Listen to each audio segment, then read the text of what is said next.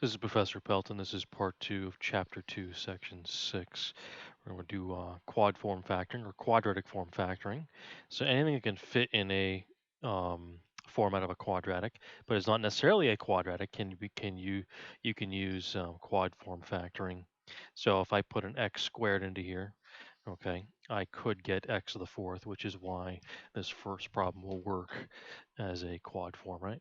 Because if u is x squared, then u squared is x squared squared, which is x to the fourth, which is why this particular problem will work for that. And as far as quad form factoring, I've already done this form of factoring on page 6 in earlier videos. All right, so we go back to page 6. The standard factoring algorithm that we did right here works for the ones that aren't necessarily quadratic. These were quadratic before, but these are ones that are in quad form, but not necessarily quadratic. Okay, so let's go back to page 13 and carry out quad form factoring. Okay, so I'm just gonna do, I don't know if I can fit all three in here at the same time. We'll try though. So A is 3x to the fourth minus 2x squared minus 1 is equal to 0. So we'll do quad form. So 3x and 3x over 3 is how you would normally split it. But here it's 4, so I need to do 2 instead. That's the only modified difference because x squared times x squared gives me x to the fourth. Okay, so 3 times negative 1 gives me negative 3, right? Which is 1 times 3 or 1 times 3. One of them has to be negative though. Since I want to get negative 2, then that's the answer, right? Because negative 2x squared is the middle term. So plus 1 minus 3.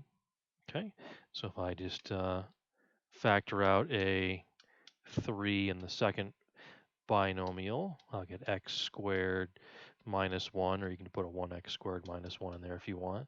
So over 3, right? So those 3's will cancel accordingly. So I get 3x squared plus 1 is equal to 0, and x squared minus 1 is equal to 0. So 3x squared is negative 1. Or x squared is positive 1. Ah, there we go. That's not a very good. Let me fix that squared. I don't know what's going on there.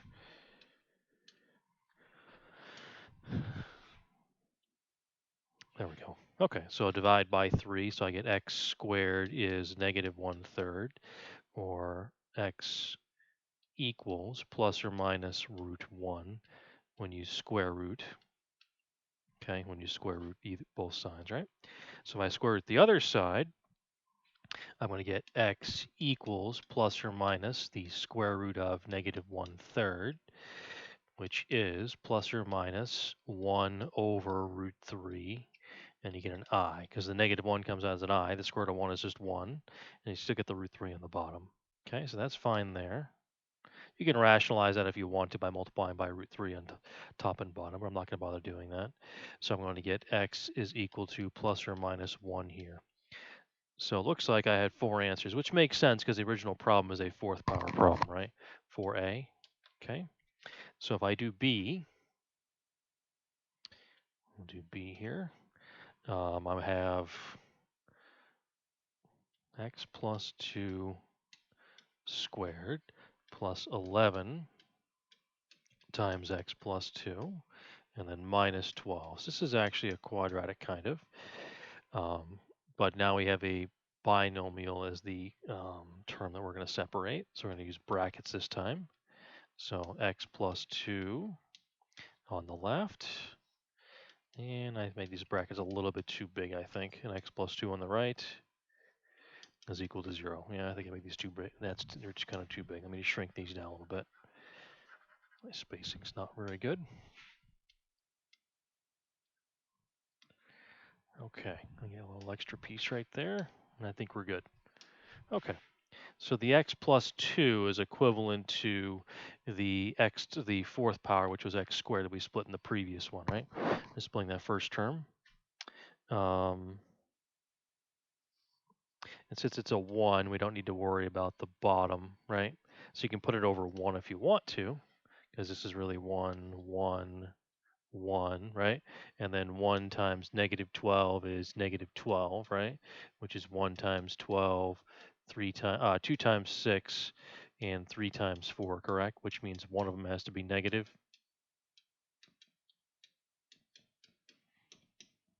So we're trying to get 11 as the middle term, right? So that'd be minus 1 plus 12. So minus 1 plus 12 will give us the 11 in the middle if you multiplied it back. Okay, so over here we get x plus 2 minus 1. And over on here we get x plus 2 plus 12. Let's make better brackets than that. That one kind of got stumpy. Okay, there we go. I don't know if that's any better. So we have x plus 1 is equal to 0. A little extra line in there for some reason. Actually, we don't even need the parentheses at this point. Actually, we can probably just drop them, or brackets rather. So we have x plus 1, right, because 2 minus 1, and then x plus 14 is 0.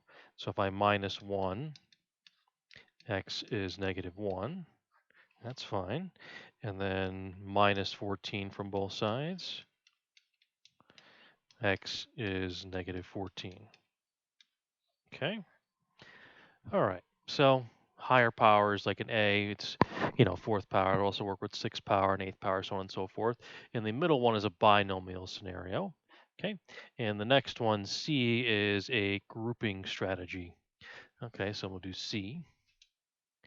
So I have x to the third plus x squared minus 9x minus 9. So what you'll notice is it's not three terms, so you can't quad form it right away. And all four of those terms don't have anything in common other than a factor of 1. But the first two have an x squared in common, which I can factor out, which leaves me with x plus 1. The second two have a negative 9 in common, which I can factor out, which leaves me with x plus 1. Okay, so now I have a common binomial of x plus 1 that I can factor out from both of those terms. So if I factor out an x plus 1 from both of those terms, I'm going to be left with x squared minus 9, right? Because if I multiplied that back, I would get the same thing, right? Multiply this times each of those, you would get the same thing back, correct?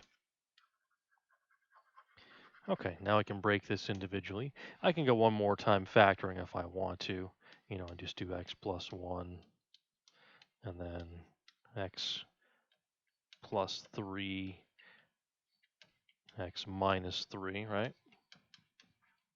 Because you get x plus 1 is 0, x plus 3 is 0, and x minus 3 is 0, right? So x is negative 1,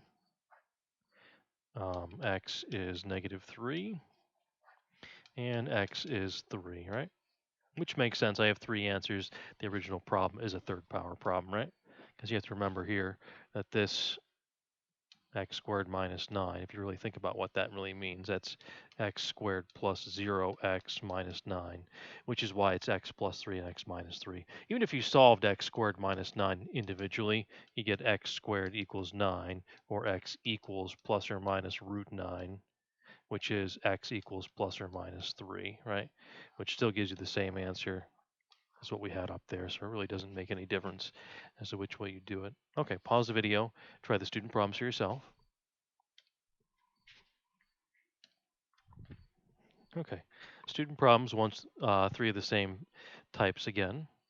The first being a quad form, because anything that's fourth, sixth, eighth, anything like that, tenth, we can break down. So A is going to be x to the fourth minus 8x squared minus 9 is 0.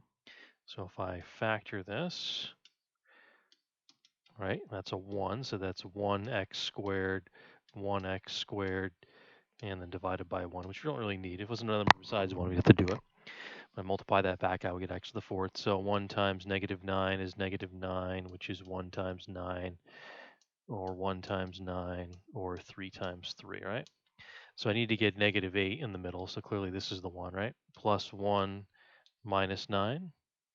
So I have x squared plus 1 is 0, and x squared minus 9 is 0. Okay, so x squared is negative 1, and x squared is 9. So if I square root both sides, I'm going to get x equals plus or minus root negative 1, and x equals plus or minus root 9. So x equals plus or minus I, because we know that is the square root of negative 1, and x equals plus or minus 3. So we get 4 answers for the fourth power problem, 2 real, 2 imaginary, which is fine. The fact we get 4 answers is what's relevant. Okay, so B, x minus 5, we'll put a 1 in front of that, squared, minus 4 times x minus 5, and then minus 21. Okay, so this time it's a binomial, so we're going to use the brackets because it's an x minus 5, or a 1 times x minus 5, times a 1 times x minus 5, right? That'll give me the x minus 5 squared. You can divide it by 1 if you want to, because it's a 1 middle front term, but you don't, doesn't make any difference. Okay, so 1 times negative 21, right? So that's 1 times 21. Well, I guess it's not a lot of 21s, it would there be, because it's only going to be 3 times 7. And one of them has to be negative, right? It's a negative 21. But I want a negative 4, so that's going to be my factors right there, right? So positive 3 minus 7. Okay, so if I rewrite this, I get x minus 5 plus 3, x minus 5 minus 7. I just changed the parentheses, dropped that to brackets, right? Okay, so x minus 2, and then that's going to be what? X minus 12. Okay, I think we have it.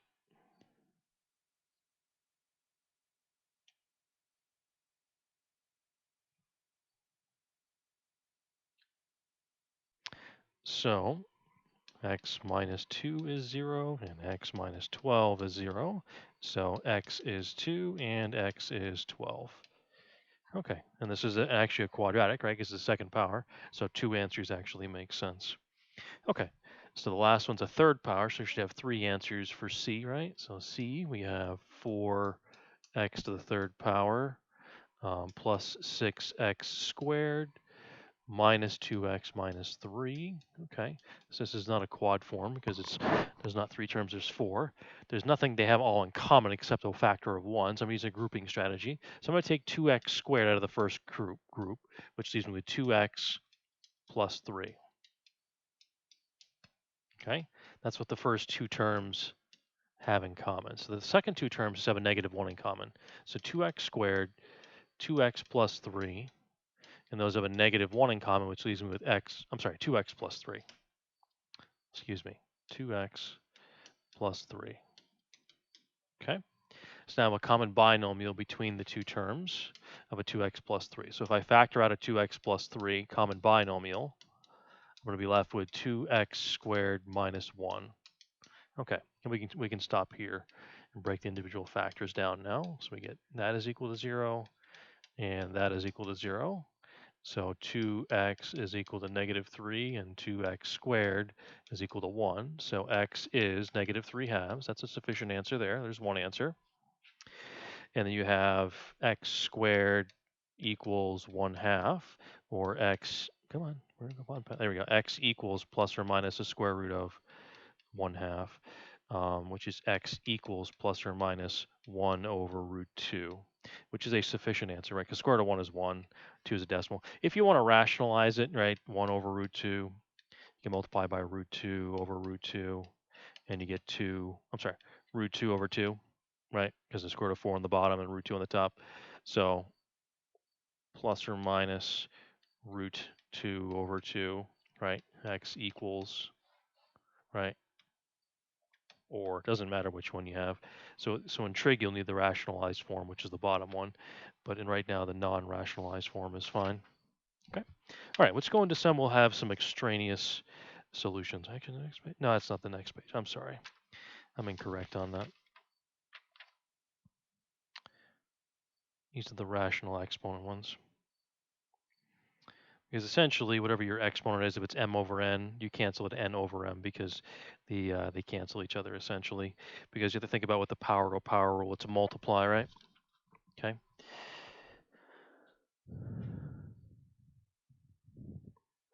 So order of operations, right? Level 4 is add and subtract, correct? Level 4. So I'm going to minus 2. So 2x to the 3/4 equals 8. So, whoops. Level 3 is multiply and divide. You think you can divide by 2, but you can't because it's in the grouping symbol. So there is no level 3. There is a level 2, which is exponents and radicals. So I'm going to do 2x to the 3/4. Then I'm going to do this to the 4/3. And also this side to the 4/3, right? Because 4/3 is the inverse of 3/4, right? Okay, so on the right-hand side, I'm left with 2x to the 1, right?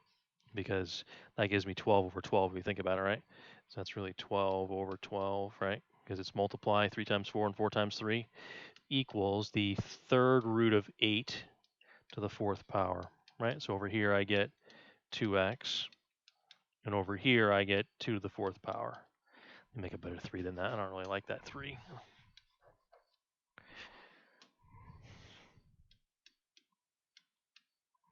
Because you have to remember when I have a fraction of 4/3 here, the denominator is the radical, the numerator is the exponent. So the third of 8 is 2, and 2 to the 4th power, right?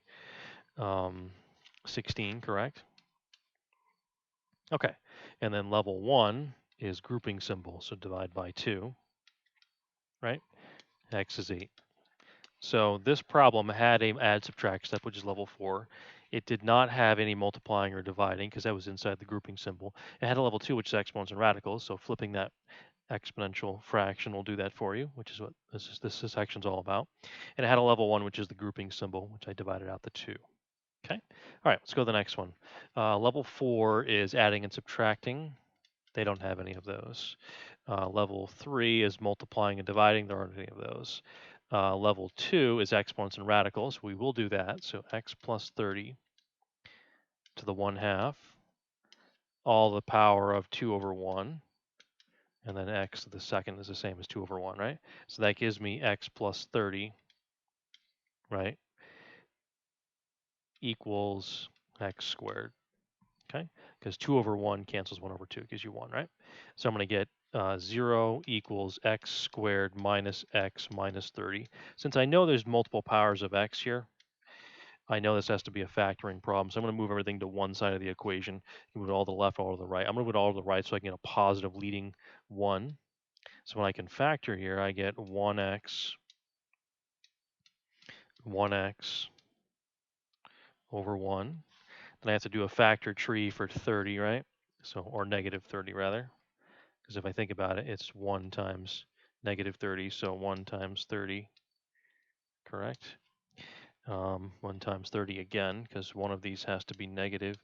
And 2 times 15, 2 times 15,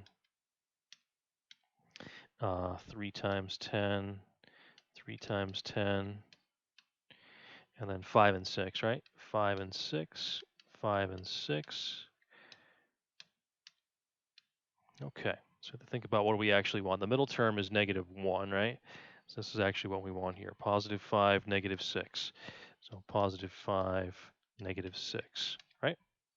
Okay, so x plus 5 is equal to 0, and x minus 6 is equal to 0. So x is equal to negative 5, and x is equal to 6. Okay, all right. Last one. So I'm going to move the 1/2 to one side. So I get 3x to the 3/4 minus x to the 1/2 is equal to 0. Okay. I'm going to make them both common denominators.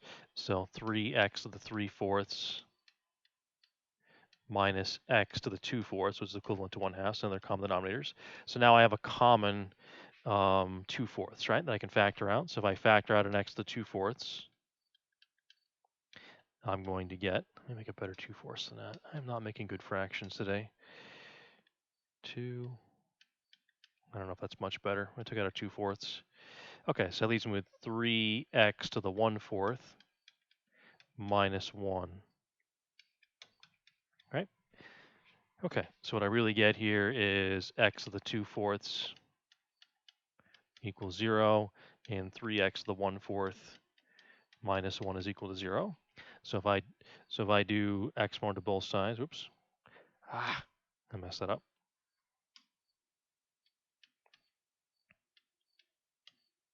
So x to the 1/2, I'm going to do 2 over 1 over here, and 2 over 1 over there. Either way, you still get x equals 0, right? 0 to any power is still 0. Okay, and then I'm going to add 1, so 3x to the 1/4 is 1. Divide by 3, and x to the 1/4 equals 1/3. Okay, so I need to do the 4th power to do that last step, right? So x to the 1/4 to the 4, and 1/3 to the 4. So that gives me x, right? Because 4 times 1/4 is 1. That gives me 1 over 3 to the 4th power is 81, right? Because you have to remember that 3 goes to both. So it goes the 1 and the 4. So 1 to the 4th power is 1, and 3 to the 4th power is 81. Okay, pause the video, try the student problems for yourself.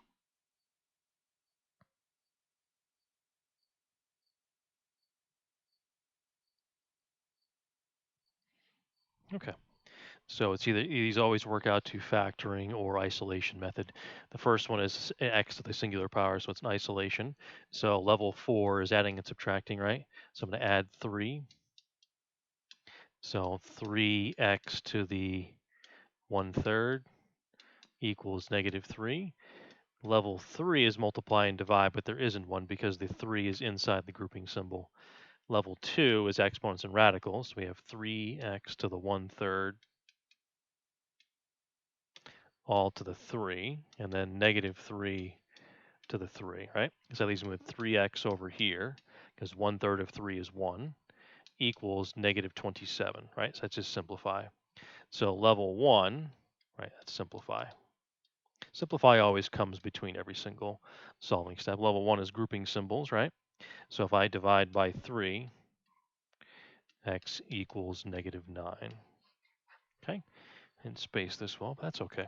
All right, so level 4 is adding and subtracting. There isn't any because the adding is inside the grouping symbol. Level 3 is multiplying and dividing. There isn't any. Level 2 is the exponent step, which we do have. So x plus 2 to the 3/4 all to the 4/3 and 8 to the 4/3.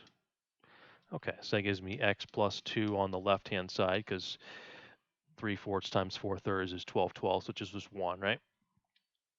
And this equals the 3rd root of 8 to the 4th power. So what I'm going to do is I'm going to simplify. So x plus 2 equals 2 to the 4th, or x plus 2 equals 16, right?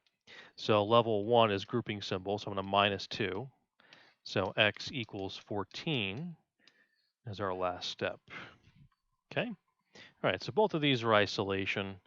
The first one had every step except level 3. The second one only had steps 2 and 1. So it doesn't matter if it has all the steps or not. It only matters that you go in order. Okay, so the next one has multiple. So if you look at these 3 problems, the first 2 problems only have a singular power of x. The first one only has a power of 1/3 x, x to the 1/3. The second one only has x to the 3/4. This has 2 different powers of x. It has a 3/5 and a 1/5. Therefore, it's going to be some kind of factoring strategy whenever you see multiple powers of x, where it's whole numbers or fractions. So 2x to the 3/5 minus x to the 1/5. Okay, so the strategy for factoring, of course, is always to get it on one side of the equation equal to 0. Well, there's zeros on the left or the right. So I'm going to factor out an x to the 1/5 because they're already common denominators, which is nice. So that leaves me 2x to the 2/5 x to the 2/5 minus 1 is equal to 0. Okay, so I have my factors. So x to the 1/5 is 0, and 2x to the 2/5 minus 1 is 0. So x to the 1/5 to the 5 and 0 to the 5 just gives me 0, because 0 to the 5th power is 0. So this is 2x to the 2/5 equals 1, or x to the 2/5 equals 1/2, right? So if I do the exponent now, x to the 2/5, maybe I get a better 2/5 than that.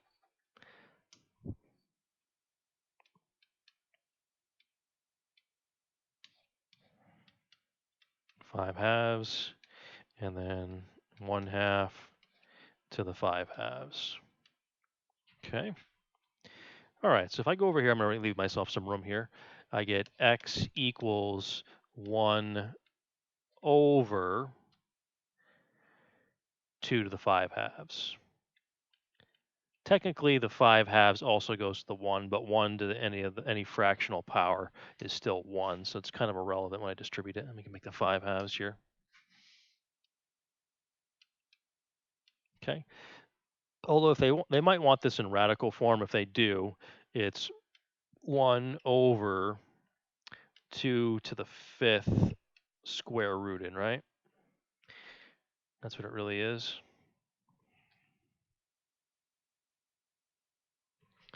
Let me write that a little bit better.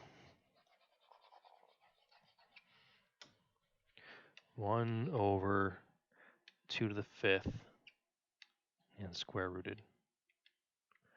That is not coming out very good.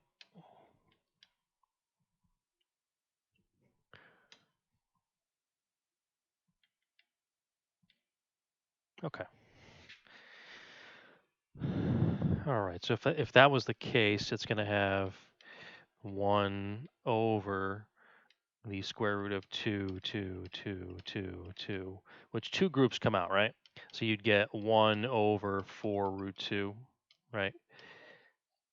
Which might be, if they want that version. Unless they want to multiply by root 2 over root 2 on top and bottom, then you get the other answer, right? But that's sufficient for now, right? That's the end of this part.